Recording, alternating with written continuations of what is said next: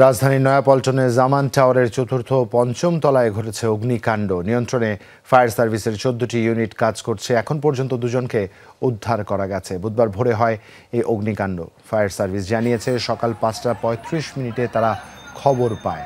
প্রথম ইউনিট ঘটনাস্থলে পৌঁছায় ৫টা ৪০ মিনিটে। প্রথম ৮টি ইউনিট কাজ শুরু করলেও পরে বাড়ানো হয় সংখ্যা। প্রয়োজনে জনবল আরও বৃদ্ধি করতে হতে পারে জানিয়েছে ফায়ার সার্ভিস। এই ভবনে গণ অধিকার পরিষদের প্রধান কার্যালয় সহ বেশ কিছু গুরুত্বপূর্ণ অফিস রয়েছে।